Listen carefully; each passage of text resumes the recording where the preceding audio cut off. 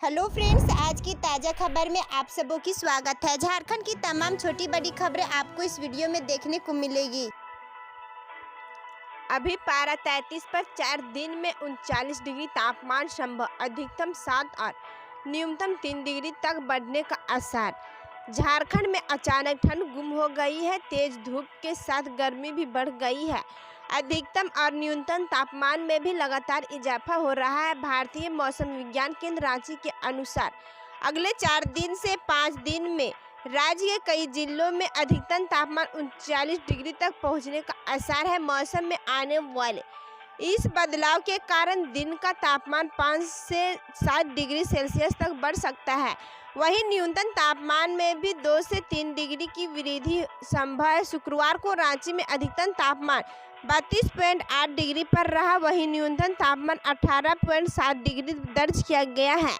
मौसम वैज्ञानिक अभिषेक आनंद ने बताया कि अभी झारखंड में ऐसा कोई सिस्टम नहीं बन रहा है जिससे बादल या बारिश की संभावना बने, इसलिए तापमान में बढ़ोतरी होती जाएगी। अन्य प्रमुख जिले जमशेदपुर का अधिकतम तापमान 37.0 डिग्री और न्यूनतम तापमान 16.4 डिग्री और डाल्टनगंज का अधिकतम तापमान 35.6 डिग्री और न्यूनतम तापमान 16.1 डिग्री रिकॉर्ड किया गया। मेंटेनेंस को लेकर एयरपोर्ट का रवाना 1 माह होगा बंद। दिन की फ्लाइट सुबह और शाम में होगा एडजस्ट। बिरसा मुंडा एयरपोर्ट का रवाना एक बार फिर मेंटेनेंस को लेकर बंद होगा। 1 महीने के लिए एयरपोर्ट फिर बंद होगा। सुबह 10 से शाम 5 बजे तक विमान सेवा ठप रहेगी। दिन की फ्लाइट को सुबह और शाम में एडजस्ट किया जाएगा। रवाने का फाइनल लेयर चढ़ाने का काम होगा, जिसमें 1 माह लगेगा। यह काम मार्च के अंतिम सप्ताह से अप्रैल के अंतिम सप्ताह तक चलेगा। इसके लिए डेट जल्द ही निर्धारित की जाएगी। एयरपोर्ट अथॉरिटी के अधिकारियों ने कहा कि इसके लिए एक बार जल्द मीटिंग की जाएगी। इसमें डेटा तय किया जाएगा कि कब से कब तक एयरपोर्ट को बंद किया जाएगा और विमानों के परिचालन को एडजस्ट किया जाएगा। आरयू कॉलेज के छूटे हुए अनुबंध कर्मियों की भी सेवा होगी नियमित। पुरानी कमेटी को विस्तार। रांची यूनिवर्सिटी के कॉलेजों में नियुक्ति अनुबंध कर्मचारियों के लिए शुक्रवार को अच्छी खबर आई है। इसके लिए रांची यूनिवर्सिटी द्वारा कार्यवाही शुरू कर दी गई है। अब कॉलेजों के छूटे हुए अनुबंध कर्मियों की लिस्ट तैयार की जाएगी। इसके लिए वीसी डॉक्टर रमेश कुमार पांडे के निर्देश पर पुरानी कमेटी का विस्तार किया गया है। पुरानी कमेटी में 14 अंगीभूत कॉलेजों के प्रिंसिपल या प्रोफेसर इंचार्ज, कर्मचारी महासंघ के महासचिव पवन जेडिया व कर्मचारी संघ के प्रेसिडेंट को शामिल किया गया है। विस्तार कमेटी की मौजूदगी में सभी कॉलेजों के प्राप्त आवेदनों की स्क्रूटिनी की जाएगी। कमेटी द्वारा विश्वविद्यालय स्तर पर एक वरीयता लिस्ट तैयार की जाएगी। इसके बाद 3rd और 4th ग्रेड के रिक्त पदों पर अनुबंध कर्मचारियों की सेवा नियमित की जाएगी।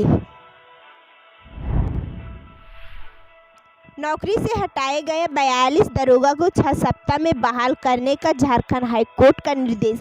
झारखंड हाईकोर्ट ने नियुक्ति के बाद 42 दरोगा की सेवा समाप्त करने के मामले में अवमानना याचिका पर सुनवाई करते हुए सभी बर्खास्त दरोगा की सेवा बहाल करने का सरकार को अंतिम मौका दिया है। जस्टिस HC मिश्र की अदालत ने शुक्रवार को मामले की सुनवाई करते हुए सरकार को 6 सप्ताह में सभी की सेवा बहाल करने का निर्देश दिया।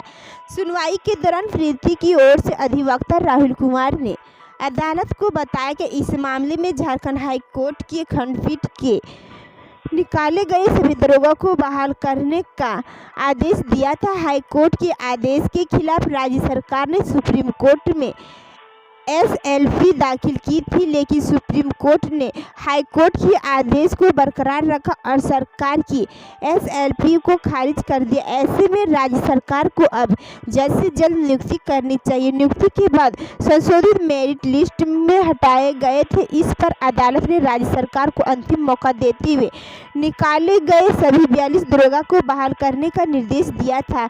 बता दें कि वर्ष 2008 में दरोगा कंपनी कमांडर और सर्जेंट मेजर पद के लिए बहाली निकाली गई थी। सारी प्रक्रिया पूरी करने के बाद कई अभ्यर्थियों की नियुक्ति कर दी गई। इस बीच नियुक्ति में गड़बड़ी की बात सामने आने पर संशोधित मेरिट लिस्ट जारी की गई।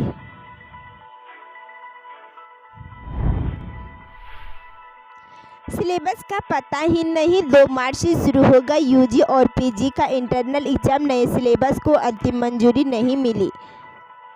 बीबीएमकेयू प्रशासन की ओर से यूजी और पीजी के सिलेबस में बदलाव किया गया है। विश्वविद्यालय प्रशासन की ओर से 2020-21 में ही नए सिलेबस को लागू किया जाएगा। हालांकि अभी तक नए सिलेबस को अंतिम मंजूरी नहीं मिली है। 2 मार्च को एकेडमिक काउंसिल की बैठक आयोजित है। बैठक में यूजी व पीजी के नए सिलेबस को मंजूरी के लिए एजेंडा में शामिल किया गया है।